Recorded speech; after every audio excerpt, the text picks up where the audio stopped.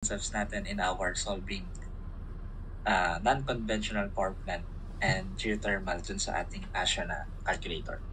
So let us have sample problems on those topics. Okay, so first, meron tayong geothermal. So let me read first the problem. So sabi dito, geothermal liquid water is available at the site at 150 degrees Celsius. So given tayo ng enthalpy, that is equivalent to 632.3 kJ per kilogram. So yung S is equivalent to 1.842 kJ per kilogram Kelvin at a rate of 10 kg per second in an environment of 20 degrees Celsius.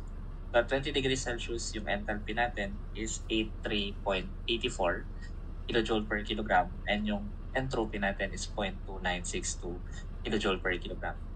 So calculate the maximum amount of power that can be produced from this site.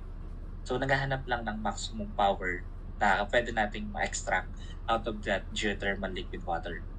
So basically, this problem is about geothermal power plant. And in solving this kind of problem, kapag geothermal, commonly, we will recall yung ating TS diagram. Diba? Kasi sa TS diagram, dyan natin makukuha yung insight for formula ng ating problem sa geothermal. So let us have yung ating TS diagram from our concept ng geothermal power plant. So maganda drawing yung TS diagram para makita yung process. So basically, meron tayong geothermal plant. Basically, meron tayong saturated curve.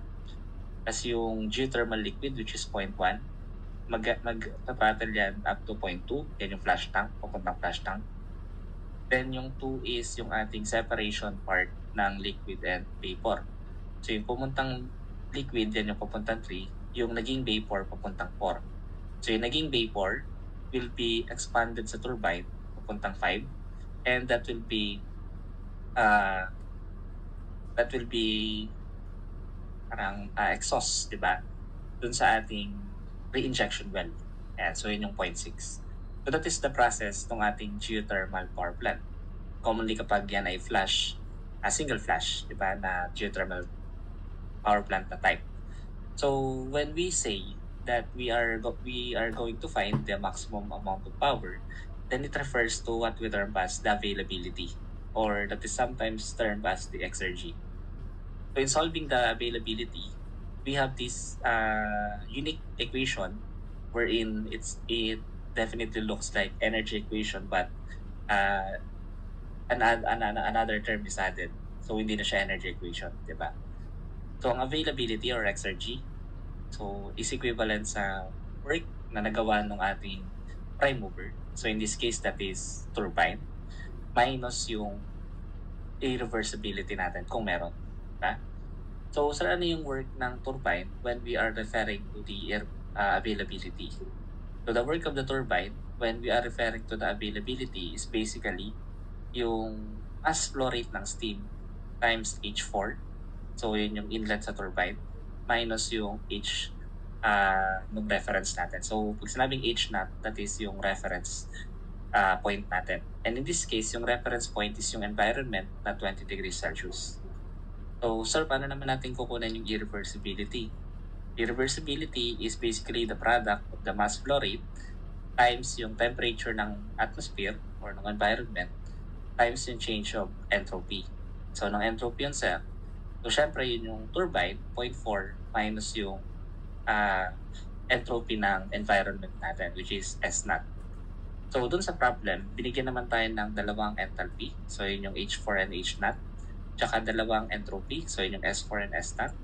Sa problem, meron din tayong mass flow rate, that is 10 kg per second. And from the problem, given din tayo ng temperature ng atmosphere or ng environment, that is yung 20 degrees Celsius. So we will simply direct substitute yung mga values natin dito, pabalik dun sa availability equation natin, since lahat naman yan ay given dun sa ating formula and given sa ating problem. And we can substitute that from the formula. Because lagay lang natin yung values. So unahin lang natin yung work na ginawa. So that is 10 kg per second yung mass times yung H4, yan yung H sa may turbine. Diba? Or sometimes kung ideally kasi, when we are referring to the enthalpy ng turbine, kung walang binigay na enthalpy ng turbine, we will refer to the geothermal liquid na enthalpy, which is yung 0.1 natin. Kung walang binigay, di ba? Ngayon, kung dito sa problem na to, hindi naman binigay yung turbine, edi we will assume na yung ating gagamitan na H is yung H1. Di ba? Or yung ating 632.3.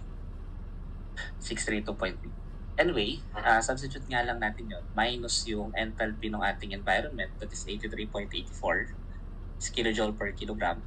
So magka-cancel out yung kilogram, that is kilojoule per second, that's kilowatts. Minus yung irreversibility natin, that is mass flow rate, 10 kilogram per second. Times the temperature of the environment, which is 20 plus 273. Quantity yung ating entropy, 1.842, minus yung entropy ng environment, 0.2962. Sige, so we will simply compute that on our calculator and check kung ano yung mga makukuha nating value. So this is 10 times 632.3 minus 83.84.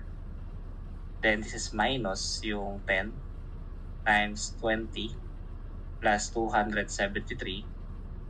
Quantity yung ating, sigurong lang natin to.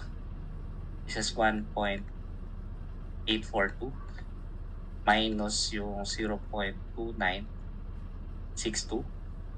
And so press mo lang equals, makuha natin yung value ng ating exergy, or what we term as the availability, being equivalent to 955.406 kilowatts. So that is basically yung letter A natin.